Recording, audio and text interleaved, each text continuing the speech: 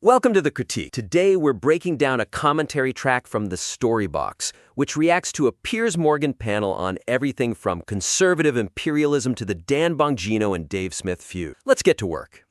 I am ready to dive in.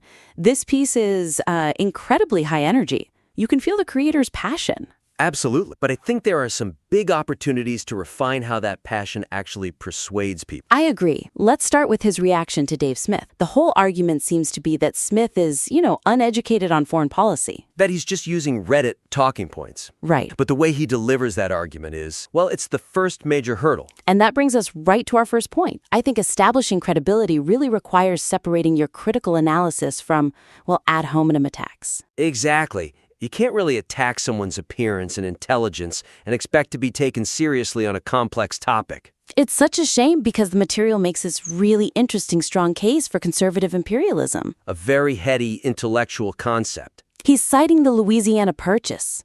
But then he undermines his own high-level defense by falling back on these playground insults. It's quite a contrast, isn't it? It is. 1 minute you're talking 1803 foreign policy, the Monroe Doctrine. And the next you're hearing Dave Smith called a dingbat over and over. Or attacking his, pathetic excuse of a goatee. And mocking him for wearing sunnies indoor. The host even says it gives off Scream vibes. Yeah, he does. And I get what he's going for. He wants to be entertaining, mirror the combativeness of the whole thing. It is a reaction video. For sure. But the weakness is that this Scream vibes aesthetic just distracts from the actual policy discussion. When you pivot from geopolitical strategy to asking, why you wearing sunnies, you lose people. You lose the people who actually care about the policy, yeah. It just signals that you're more interested in roasting the guy than in dismantling his argument. So how do we strengthen this? I think the suggestion here is to adopt a steelman approach. Attack the ideas, not the person. Right.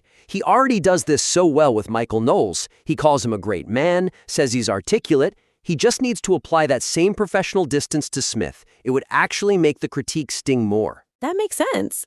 So instead of that sarcastic line, he's really a sharp tool, isn't he?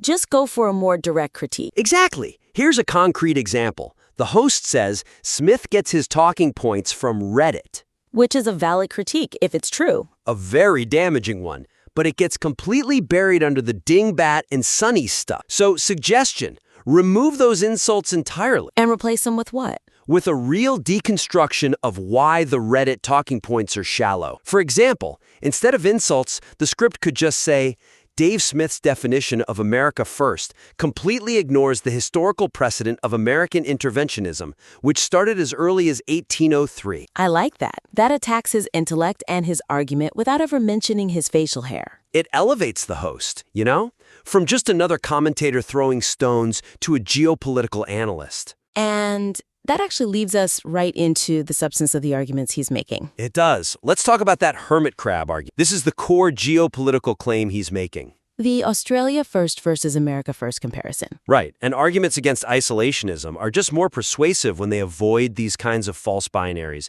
You have to address the opponent's strongest points. So what's the weakness in how he's framing it now? Well, he simplifies the whole anti-interventionist stance into this hermit crab argument. Right.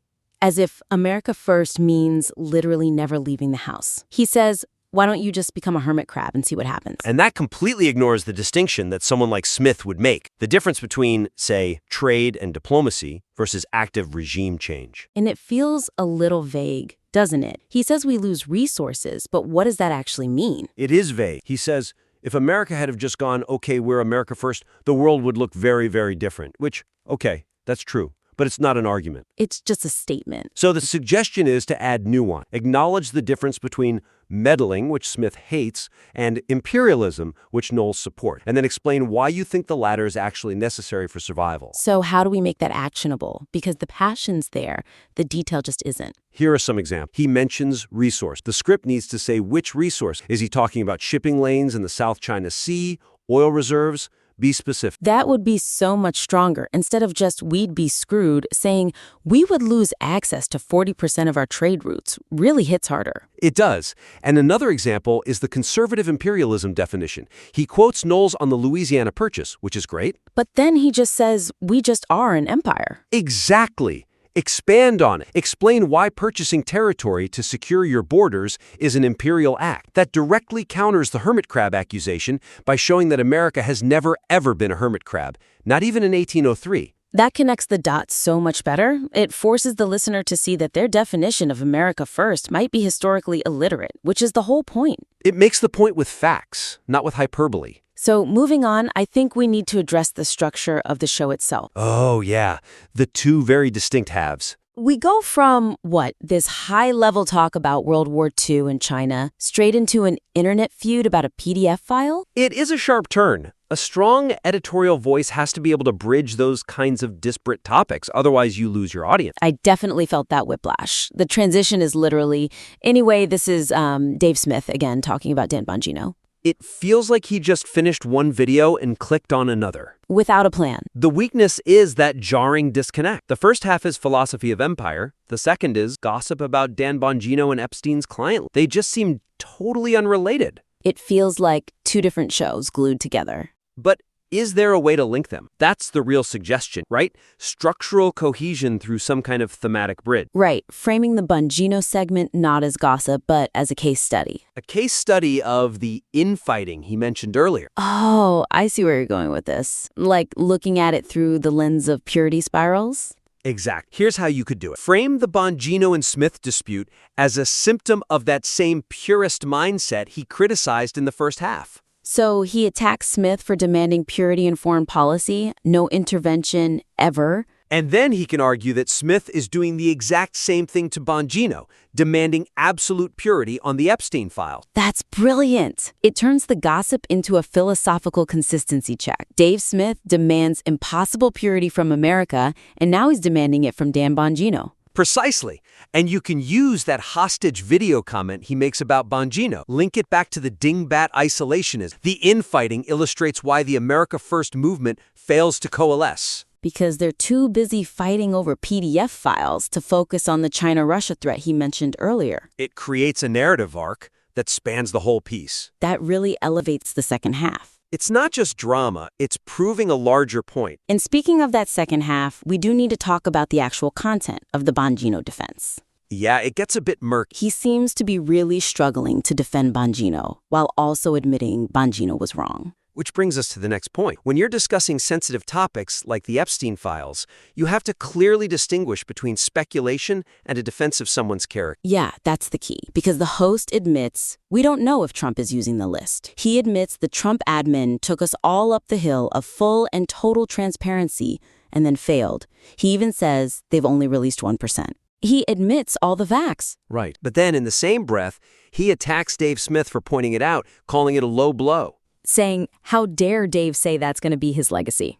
The weakness there is that he's conflating intent with results. He's mad at Smith for pointing out the bad results. The lack of transparency. Because he believes in Bongino's good intent, but for the listener, that just sounds contradictory. You can't admit that transparency failed and then yell at the guy who points it out. And it makes the host look like he's making excuses for the establishment, which weakens his whole brand. Totally. So the suggestion is to clarify the stance. Is he defending Bongino's intent or his results? The script needs to pull them apart. How would that look in practice? A concrete example would be to state it explicitly. Dave Smith is right about the lack of transparency. We only got 1% of the file. However, he is wrong to attribute malice to Dan Bongino. That's much cleaner. You validate the fact, but you defend the person. Exact. And on the PDF file comment, the host says Dan did not protect a PDF file. That's just a defensive reaction. It doesn't really explain anything. A much better approach would be to explain what Dan did do. He alludes to the sausage making and access to information. So actually explain that. Yes. Instead of just outrage, explain that Bongino saw the sausage making and realized release was impossible because of classification or whatever. It moves the argument from Dave is mean to Dave doesn't understand the legal classification system. Which mirrors the first critique. It ties it all together. The argument becomes that Dave is naive about government bureaucracy, just like he's naive about foreign policy. I really like that. It paints a picture of the opponent not as a dingbat, but as an idealist who just doesn't understand the gritty reality of empire or governance. Which is a much more devastating critique than making fun of his sunglasses. It turns the host into the adult in the room. So let's wrap this up. We've covered a lot of ground. We have. First, we talked about elevating the authoritative tone. Right, strip away the dingbat insults. They just cheapen the really strong historical arguments. Steelman the opponent, don't just roast. Second, the geopolitical argument. The hermit crab binary is too simple. He needs to give specific examples of resources at risk, explain the nuance. Third, structural cohesion. The jump from empire to the Bongino feud was way too abrupt. Use the infighting theme as a bridge. Show how purity spirals hurt the movement on both a macro and micro level. And finally, that Epstein seg. We need to distinguish between Bongino's intent and the actual result. You can admit transparency failed without attacking Smith for noticing it. And the so what of all this is that the host is tackling serious, complex issues. And those topics deserve a script that is as serious and complex as they are. The host has the facts, they know their history, they just need to trust that the facts are enough. That they don't need the scream vibes to win the argument. Well said. So here's our call to action. We invite you to resubmit this, but this time remove every single personal insult. The goatee comments, the dingbag remarks, all of it. And replace them with a historical example for each one. Replace the goatee comment with a quote about the Louisiana Purchase. Replace the dingbat comment with a specific detail about the resources Australia needs. And try to weave that narrative thread all the way through to the end. Make the Bongino segment the final proof of your first point. We would love to see that version. It would be a powerhouse piece of political commentary. I'm really looking forward to it. That conservative imperialism concept is bold. It deserves the spotlight. Absolutely. That's all for this critique. Thank you for listening. See you next time.